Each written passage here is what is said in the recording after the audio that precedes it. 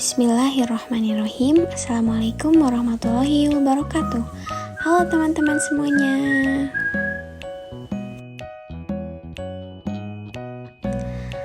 Perkenalkan, nama saya Vidya Nurmalia dengan NPM 211002-085 dari kelas A Ekonomi Syariah angkatan 2021.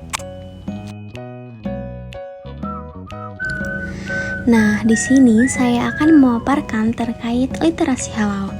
Literasi halal ini merupakan salah satu tugas mata kuliah industri halal yang diampu oleh Dr. Haji Halina Marlina, SAG MAG.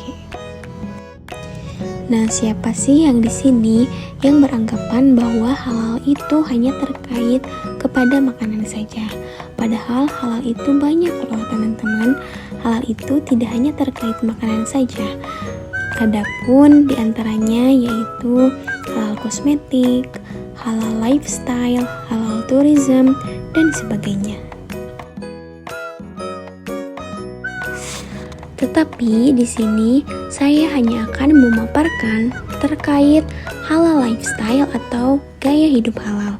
Nah, di sini saya mengambil judul yaitu halal dan gaya hidup global.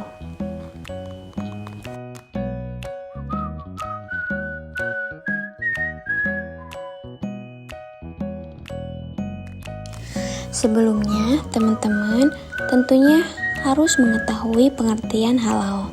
Nah, halal itu apa sih? Menurut KBBI, kata halal diartikan sebagai sesuatu yang diizinkan atau tidak dilarang oleh syara atau syariat, atau sesuatu yang diperoleh atau diperbuat dengan cara yang sah. Nah, adapun pengertian halal menurut Undang-Undang Nomor 33 Tahun 2014 tentang Jaminan Produk Halal Pasal 1 dan PP Nomor 39 Tahun 2021 tentang penyelenggaraan bidang jaminan produk halal. Produk halal adalah produk yang telah dinyatakan halal sesuai dengan syariat Islam. Nah, yang selanjutnya yang akan kita bahas adalah konsep gaya hidup. Tentunya kita akan membahas pengertiannya atau definisinya terlebih dahulu. Pengertian dari gaya hidup yang saya ambil tentunya ini dari para ahli. Yang pertama dari Max Weber dan yang kedua menurut Kotler. Istilah gaya hidup pada awalnya diperkenalkan oleh Max Weber. Ia mengatakan bahwa gaya hidup merupakan status sosial yang terutama ditentukan oleh gaya hidup orang, lebih ditentukan oleh cara orang mengkonsumsi ketimbang cara orang memproduksi. Nah, adapun menurut Kotler, gaya hidup adalah pola hidup seseorang di dunia yang diekspresikan dalam aktivitas, minat, dan opininya. Label halal pada makanan dan minuman pada saat ini bagi seseorang muslim menjadi perhatian besar seiring dengan pertumbuhan gaya hidup halal yang memobilisasi masyarakat muslim baik di bidang ekonomi dengan kemunculan ekonomi syariah maupun di bidang industri dengan desain industri halalnya oleh sebagian pengusaha muslim urban.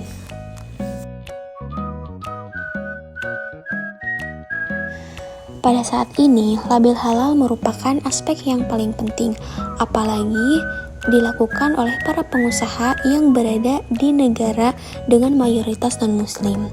Ada salah satu pengalaman, salah satu selebgram ketika ia berada di Jerman dan Amerika. Seperti yang kita tahu bahwa dua negara tersebut bertipe penduduk mayoritas non-muslim. Nah, persoalan halal, terutama pada makanan dan minuman, menjadi perhatian dan kebutuhan umat muslim di sana. Tidak heran jika kemudian banyak muncul toko makanan yang menyatakan bahwa dirinya memproses makanan atau menyediakan daging dengan jaminan produk halal. Jadi, dapat disimpulkan bahwa label halal menjadi sesuatu yang vital bagi seorang muslim yang hidup di negara di mana Islam menjadi agama minoritas. Adanya label halal dalam 1 dekade terakhir ini jelas menjadi tren baru di berbagai belahan dunia. Negara-negara non-muslim memiliki kepentingan label halal untuk memastikan bahwa para wisatawan muslim mau mendatangi negaranya. Nah, label halal menjadi identitas baru yang dibutuhkan para konsumen untuk mendapatkan jaminan kesehatan dan bagi muslim menjadi kebutuhan sebagai bagian kepatuhan terhadap aturan agamanya. Dengan kata lain, jaminan produk halal menjadi kebutuhan warga dunia agar produk yang dihasilkan bisa diterima secara luas.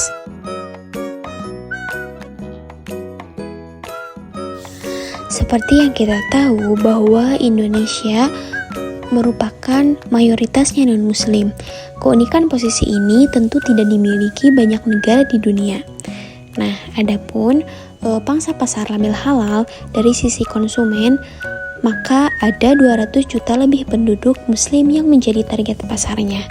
Nah, adapun dari sisi produsen, ada banyak produksi di Indonesia yang memenuhi kualifikasi halal sehingga menjadi produk yang bisa diekspor kemana saja dengan ditempeli label halal tersebut.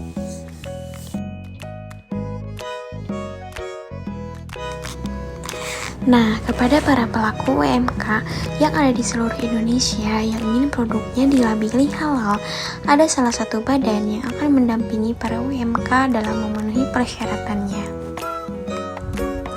BPJPH ini adalah salah satu unsur pendukung di Kementerian Agama Republik Indonesia yang berada di bawah dan bertanggung jawab kepada Kementerian Agama dan bertugas melaksanakan penyelenggaraan jaminan produk halal sesuai dengan ketentuan peraturan perundang-undangan. Pemahaman atau pentingnya sertifikasi halal tentunya merambat kepada para food blogger. Nah, apa sih itu food blogger? Food blogger itu merupakan seseorang yang memiliki kegemaran untuk melakukan review atau memberikan ulasan terkait dengan makanan yang mereka pilih atau yang mereka makan. Hal tersebut memang penting diingat karena sebagian besar penonton channel mereka adalah mayoritas muslim. Nah, beberapa food blogger kadang juga menyampaikan seperti ini. Buat kalian yang non-muslim bisa langsung skip aja ya, soalnya ini bahannya non-halal. Next Carlos merupakan salah satu food vlogger paling populer di Indonesia yang mempunyai pengalaman menarik soal kehalalan dari suatu makanan. Suatu ketika, ia sedang mereview kari tabona di Medan. Saat itu, ia menyatakan bahwa kari tabona halal. Namun, salah satu penonton menyampaikan di kolom komentar, ia berkata, "Bang Next bagus, tiap video dikasih tahu halal atau enggaknya. Tapi sedikit koreksi bang, darah juga diharamkan buat yang muslim." Mengingat Next Carlos adalah seorang non-muslim, ia meralat apa yang ia sampaikan. Ia berkata bahwa, "Maaf ya, infonya salah dan terima kasih kepada yang udah ralat." Ia juga berpesan bahwa jika setiap memesan makanan ditanya dulu biar kalian tidak ragu atas kehalalan dari suatu makanan tersebut.